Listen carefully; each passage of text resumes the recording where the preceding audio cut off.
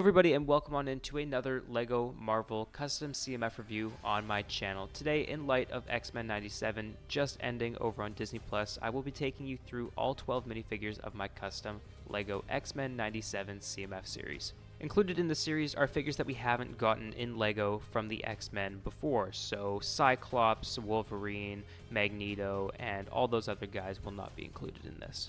And so starting off the series, we have our first minifigure, this of course being Jean Grey. And I made sure it was Jean Grey because I added the ponytail. Of course, in the series, we have Madeline Pryor, who is Jean's doppelganger. But of course, if I were to draw her, I would have used a much more bushier hairpiece, as she is usually associated with the longer, more flowing hair rather than the one tied back in the ponytail. So for Jean, I gave her a brand new hairpiece there, as well as a brand new face print, torso print, and leg printing with even side arm and side leg printing there, as well as she comes with the shoulder pauldrons there in navy blue, which I think works perfectly for the figure. As an accessory, she also comes with the portrait of the first generation of X-Men, which I think is an amazing inclusion for her figure. The next figure in our series, we of course have Bishop, coming with the Black Panther hairpiece there, of course, also with a brand new face expression, having that M over the eye, which I think turned out perfect, as well as he comes with brand new torso and leg printing, with that massive line going from the torso there into the legs, which I think looks amazing. The legs are dual molded, as well as the arms, which have a little bit of printing on them, as well as I gave him a brand new mold for his gun. Up next in the series, and one of our only villains in the series, this of course is Mr. Sinister, a standout character in the series, and one figure that I really am surprised that we don't have him in LEGO yet.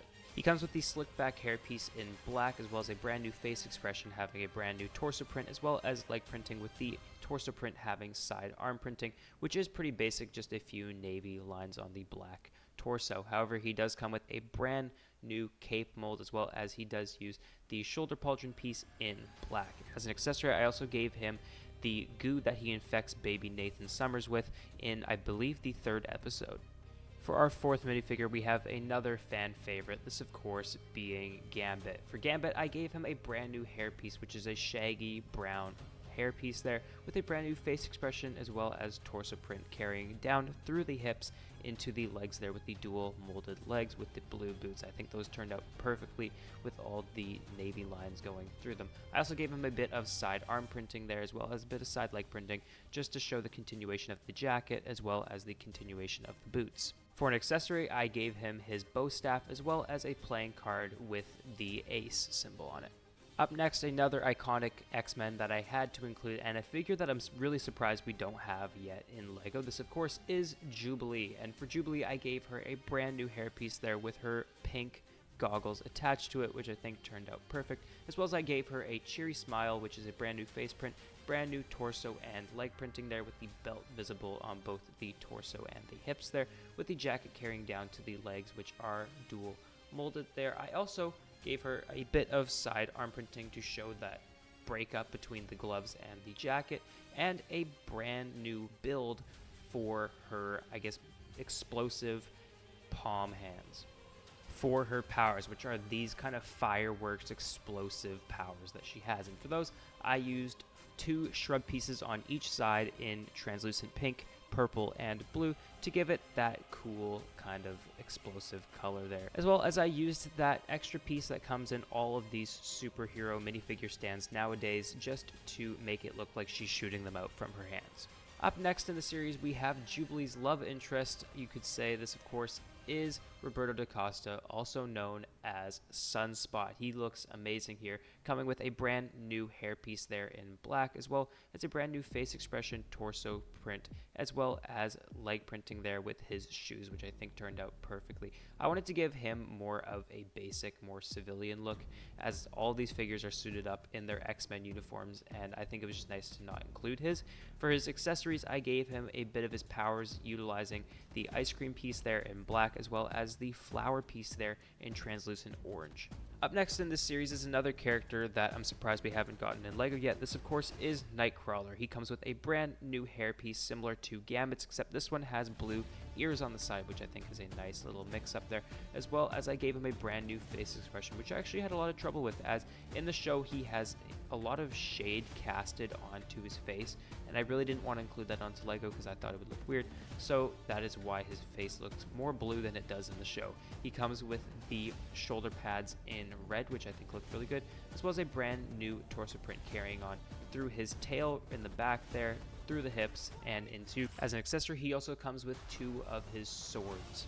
Up next in the series, we have another standout character. This, of course, is Forge, Storm's love interest from the show. He looks incredible, coming with a brand new ponytail hairpiece there, as well as a brand new face expression there, showing the red hairband that he has going across his forehead, and his awesome mustache. I loved it.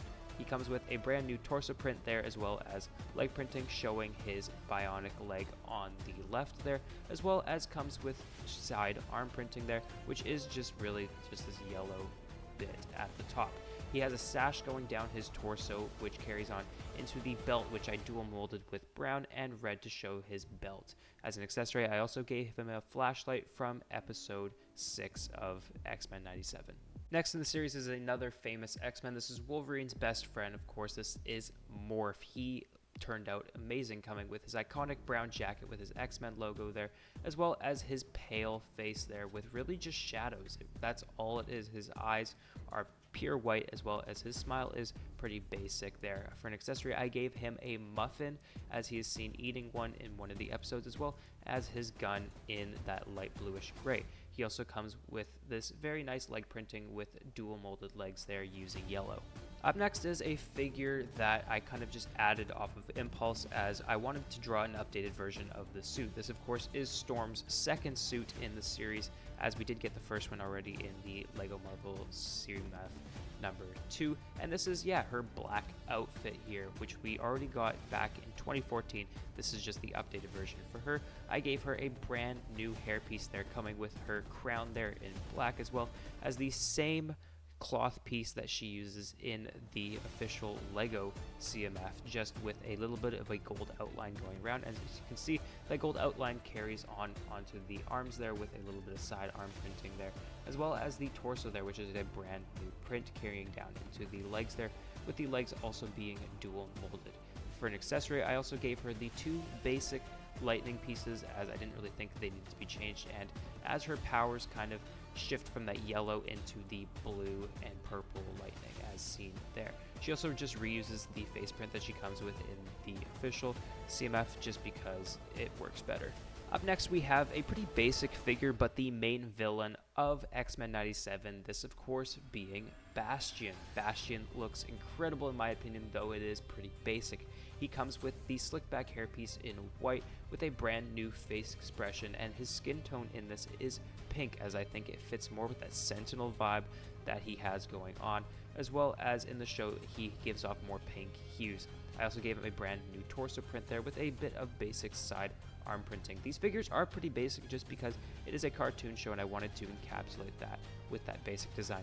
For an accessory, I also gave him these 2 vine pieces in the silver color to emulate his bionic kind of breakout that he goes through.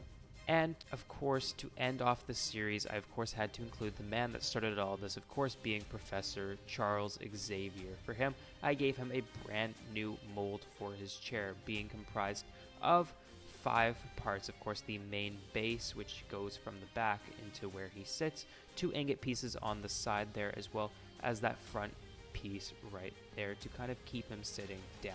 He comes with no leg printing, as it doesn't really matter as it's not visible, as well as brand new torso printing, face printing, and he even has this amazing side arm printing showing his ruffled up sleeves, as well as the giant red X on his arm. But of course, this series wouldn't be complete without the box art for which the minifigures come in. So here you guys have it. Here is set 76343, the X-Men 97 Lego Marvel minifigure series. There's 12 to collect. This is, of course, Series 1, as at the end of this season of X-Men 97, Season 2 was announced. Or I guess more teased. On the front there, right and center, you can see Professor Charles Xavier, as he really is the face of the X-Men.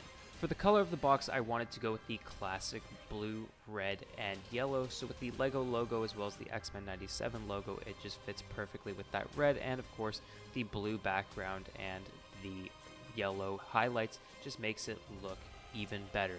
And you can see this emulated with the final box design here, coming in that classic yellow with no really design other than Professor X on the side there, as well as all 12 X-Men on the front there with all the right labeling.